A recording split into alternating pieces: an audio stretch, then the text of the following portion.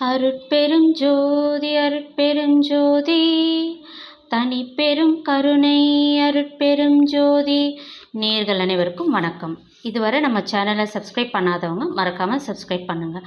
பக்கத்தில் இருக்க பெல் பட்டனை கிளிக் பண்ணுங்கள். ஆல் என்ற ஆப்ஷனை கிளிக் பண்ணுங்கள். நம்ம பப்ளிஷ் பண்ணுற ஒவ்வொரு வீடியோவும் நோட்டிஃபிகேஷனாக வரும். உங்களுக்கு நேரம் கிடைக்கும்போது நம்ம பதிவை பார்த்து தெரிஞ்சுக்கலாம். நமது நேயர்கள் அனைவரும் நமது ஒவ்வொரு பதிவையும் உங்களுக்கு தெரிந்த உற்றார், உறவினர், நண்பர்கள் மற்றும் சுற்றத்தார் அனைவருக்கும் பகிரவும். Keep supporting us. Thank you for your wonderful continues support. இன்றைக்கு நாம் பார்க்க போகும் பதிவு மார்கழி மாதத்தின் 11ஆம் நாளான இன்று ஆண்டாளின் திருப்பாவை பாசுரத்தின் 11ஆம் நாள் பாடலையும் அதன் விளக்கத்தையும் இனி நாம் காணலாம். சூடி கொடுத்த சுடற்கொடி தொல்பாவை பாடி அருளவல்ல பல்வளையாய் நாடினி வேங்கடவர்க்கு என்னை விதியென்ற இம்மாற்றம் நாங்கடவா வண்ணமே நல்க. அதாவது, பூமாலைகளை முதலில் நீ அணிந்து அழகு பார்த்த பிறகு ஸ்ரீவில்லிபுத்தூரில் உள்ள இறைவனுக்கு கொடுத்த ஒளி வீசும் கொடி போன்றவளே, பழமையான பாவை நோன்புக்குரிய பாசுரங்களை பாடி அருளியவளே, பல வளையல்களை அணிந்தவளே, திருவேங்கடத்தில் கோயில் கொண்டுள்ள இறைவனுக்கு என்னை தருக என்று நீ ஆராய்ந்து கூறினாய். நீ கோரிய சொல்லை நாங்கள் மீறாத பாவை நோன்பு நூற்க அருள் புரிவாயாக. ஆண்டாள் திருவடிகளை சரணம் என்று கூறி திருப்பாவை பாசுரத்தின் 11ஆம் பாடலை இனி நாம் காணலாம்.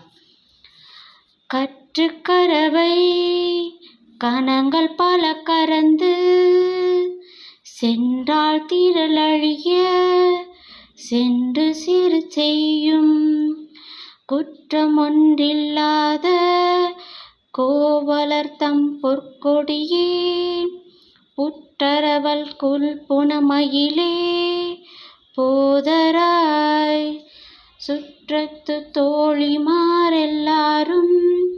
வந்து நின் முற்றம் புகுந்து முகில் வண்ணன் பேர் பாட சிற்றாதே பேசாதே செல்வ பெண்டாட்டினி எற்று குரங்கும் பொருளிலோரெம்பாவாய். ஆயர் குலத்தினர் கன்றுகளுடைய பசுக்களிடமிருந்து பால் கறப்பவர்கள். அப்படிப்பட்ட குற்றமற்ற தொழில் அவர்களுடையது. அப்படி இருப்பினும் வலிய வரும் பகைவர்களை போர் மேல் சென்று அவர்களின் வீரம் அழியும்படி செய்வார்கள். அப்படிப்பட்டவர்களின் குடும்பத்தில் பிறந்தவளே, பொன்னால் செய்யப்பட்ட கொடி போன்ற பெண்ணே, புற்றில் வாழும் பாம்பின் படம் போன்ற அல்குலையும் காட்டில் வாழும் மயில் போன்ற சாயலையும் உடையவளே, செல்வக்குடியில் பிறந்த பெண்ணே, எழுந்து வருவாயாக. நம் சுற்றுப்புறத்தில் உள்ள எல்லா தோழியரும் உன் வீட்டு வாசலில் வந்து கூடிவிட்டார்கள். அவர்கள் மேக வண்ணமாகிய கண்ணனை புகழ்ந்து பாடிக்கொண்டிருக்கிறார்கள். செல்வத்தையும் பெண்மையையும் புனிதமாய் காப்பவளே, இதையெல்லாம் கேட்டும் அசையாமலும் பேசாமலும் உறங்கிக் கொண்டிருக்கிறாயே. அர்த்தமற்ற இந்த உறக்கத்தினால் உனக்கு என்ன பலன் கிடைக்கப் போகிறது? அதன் பொருள்தான் என்ன?